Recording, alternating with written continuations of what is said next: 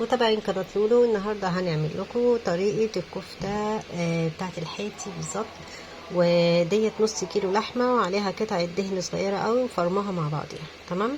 وبعدين جبت بصلاية هنا كبيرة قطعتها وعصرتها حلوة قوي من المية، وعليها فلفلة كده صغيرة طحنها، وعليها هنا معلقة توم، وهنا حتة صغيرة كزبرة خضراء.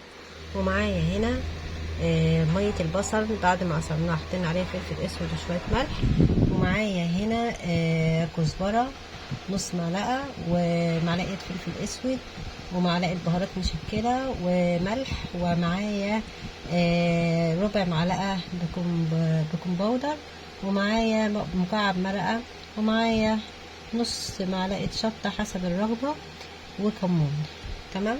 ومعايا معلقتين هنا من البرغل طحناه في المفرمة، وهبدأ اقلب كله على بعضه واطحنه في الكبة وارجع له تاني، وهوريكم من خلاله ان احنا ممكن نعمل الطرب، ممكن نعمل الطرب التركي، ممكن نعمل الكفتة ازاي بكل سهولة. الكفتة بعد ما طحنتها بصوا انا هعمل اوريكم كذا حاجة. هوريكم الكفتة المشوية ماشي، وهوريكم طريقة الطرب وطريقة الطرب التركي. بصوا ده فلفل مقطعاه شرايح كده.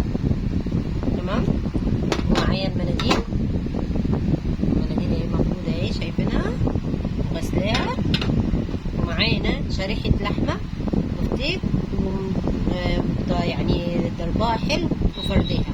بصوا هعمل ايه. هبدأ اوريكم الاول اللي هي التركي. احنا عندنا قطعة اللحمة بتاعتنا اهي. هناخد المنديل كده نحطه هنا. تمام.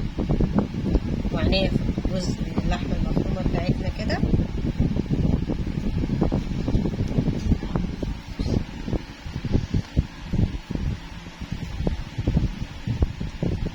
براحتك بقى، عايز تحط لحمة مفرومة مش عايز تحط براحتك يعني.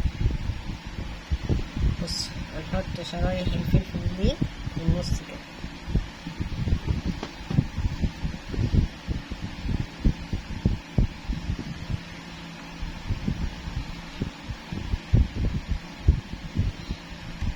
هنبدأ نلفها.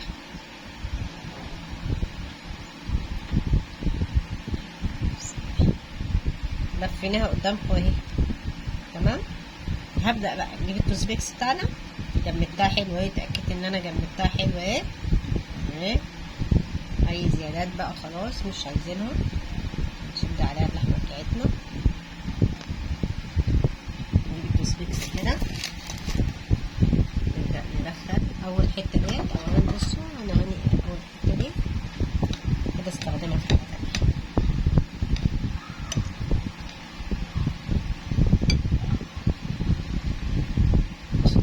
الحتة دي داخلة نفس الكلام.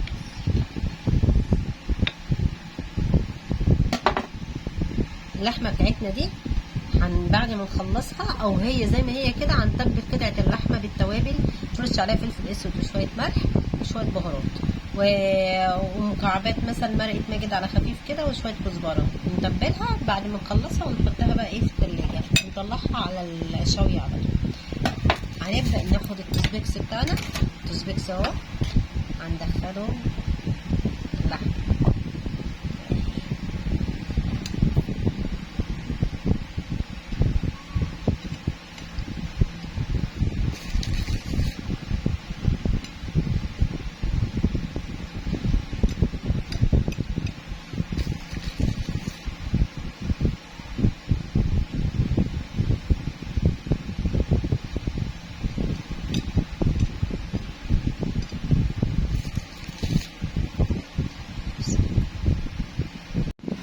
دلوقتي احنا عملناها ايه.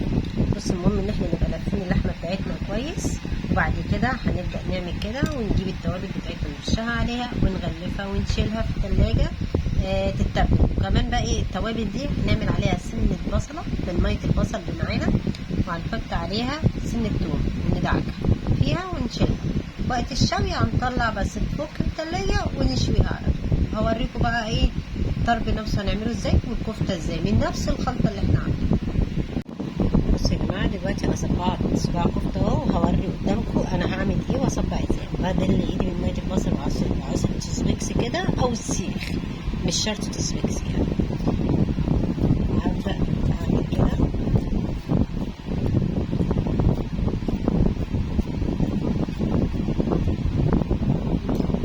بصوا ماسكه ازاي، طالما ماسكه كده تعرف ان الكفته طالعه كويسه. احنا شفنا ملحها مظبوط، دنيتنا مظبوطه، خلاص تمام خلاص. وهنعمل غيره ونكمل ورانا. ومعانا الكفته اهي بعد ما صفعناها. بصوا الصباع ماسك نفسه ازاي، بصوا ماسك نفسه. ده كده ان الكفته معموله تمام التمام. تمام. وبعد ما عملناها عصنا ايدينا من ميه البصل وعصناها. هنشيل ميه البصل ديت معانا في قلب كيس صغير كده، عشان يوم ما نيجي نسويها نبل ايدينا ونبل الصباع. عايزين نعين مؤقتا التوزبيكس اللي فيها، هنعينه ونحطه في قلب الطبق بتاعنا، مش هيجري حاجه. بس اللي عايزاها على طول حاجتها تبقى جاهزه اهي، مفيش مشكله. هوريكم بقى الطرب دي اخر حاجه. هنا بقى هنعمل الطرب. تمام. هنبل ايدينا برضك زي ما عملنا في الكفته، هنصبع بس الطرب هنخليه تخين شويه عن الكفته.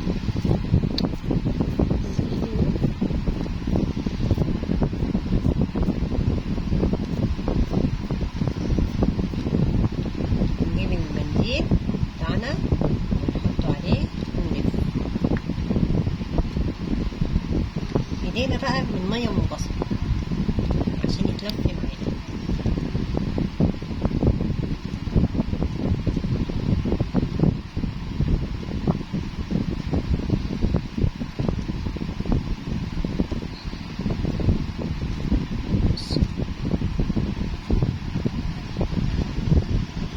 الطرب بالذات ما ينفعش شوي غير الفحم عشان ما يعملش مرار. تمام. نعمل واحد كمان يا جماعه. هعمل معاكم كمان واحد علشان تأكدوا تعرفوا تعملوا.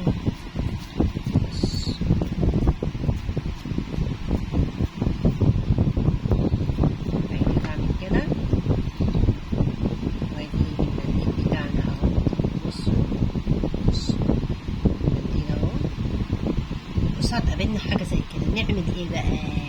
نقوم فردينها ومدقدقينها. بصوا دقدقتها اهو زيها زي البفتيك بالظبط. هنجيب المنديل بتاعنا، احنا عايزين صباع الكفته من البصل، هنبدأ نقفل. واحنا بنقفل بقى اللي ساعدنا في القصه دي بصوا الميه من البصل اهي.